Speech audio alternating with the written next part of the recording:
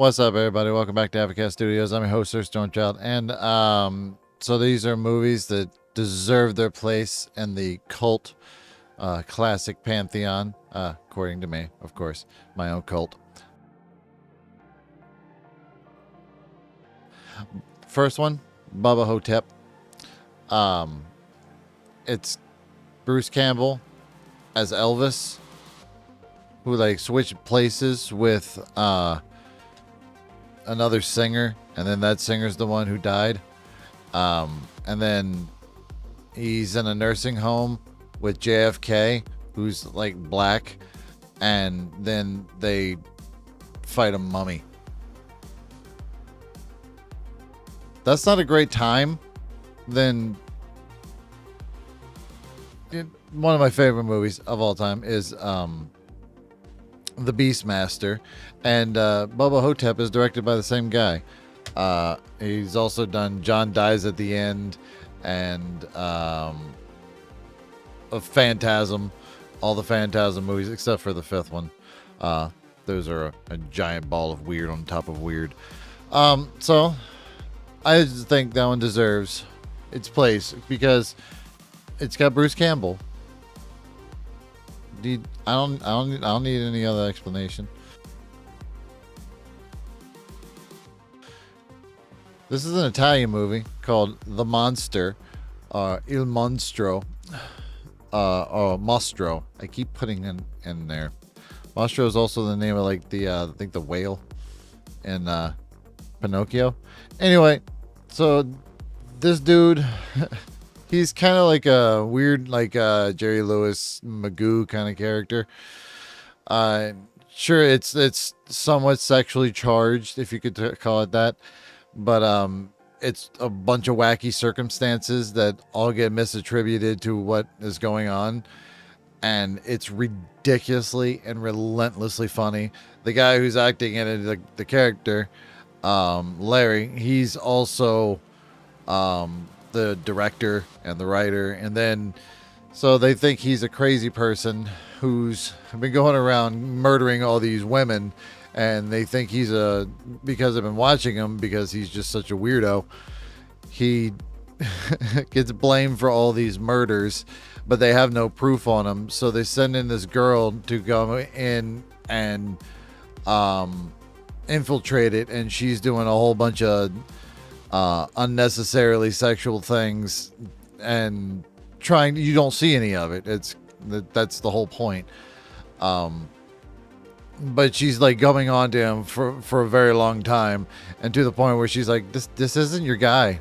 I don't know what you want me to say. He's not the guy. And then the psychiatrist shows up and he's like, it's the guy. We got to just get proof. And then his wife goes crazy, and there's a whole thing with the steak knife. Go watch this movie. It's absolutely hilarious.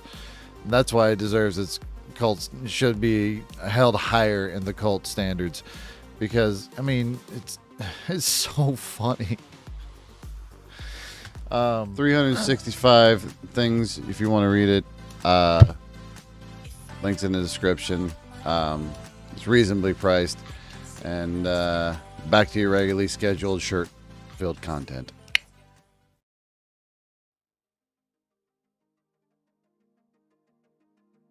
The next one that I think should deserve a cult status, The Men Who Stare at Goats. This is actually based on a true story. Basically, it's Ewan McGregor, and he's a reporter, and he finds out about George Clooney and his the Star Wars program, and they once stared at a goat so hard it keeled over and died. And then you got Jeff Daniels being Jeff Daniels. I mean, he's great. Drew Bridges, excuse me. And yes, it does have Kevin Spacey in it, but everybody at the end gets totally tripped out on acid, and then they all just run away, and they try to fly a helicopter, and it doesn't go well. But this movie's absolutely hilarious. Also, Goat gets very high. He's the last name. I don't know why.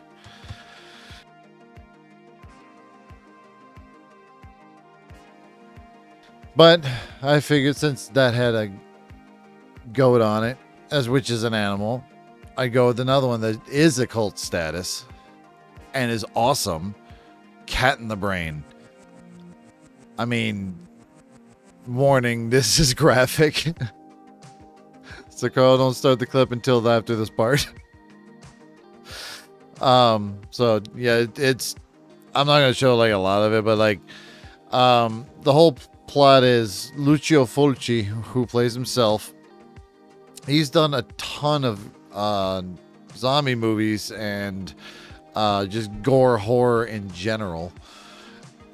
He's an absolute legend, and this one is basically, what do you do when you run out of ideas? Some of this, like the scenes that you see in the movie, aren't even from his movie. He didn't film any of it. He just stole it from another director and just put it in the movie because he thought it was funny. And he's like, "What's a good scene?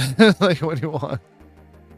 I mean, there's one point where the kid he's walking through this house and he's like witnessing, horrible things going on, and for some reason there's a kid on a tricycle riding around the house, and then the chainsaw comes into play, and you're like, "Oh, I'm sorry, what?" And it's like he's filming a movie. How do you make a movie? Auteur syndrome and all that. It's really good. It's funny. It's disturbing. It's gross. Cat in the Brain. I mean, come on. It's about as grindhouse as you can get, and it's actually really good. But it's an underground movie, and so I thought that would segue nicely into my personal favorite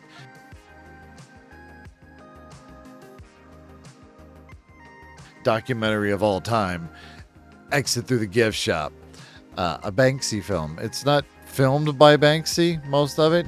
It's filmed by this guy, this French dude, Terry. He's insane. He started off a whole business selling clothing that was like misshapen and torn up, and then he'd sell it for a high price and tell everybody it was, better. It's like, no, you don't understand. This is one of a kind, and that's why you need to pay so much money. See this stitching right here? Yeah, it was done. They did that on purpose. Give me $400 for it.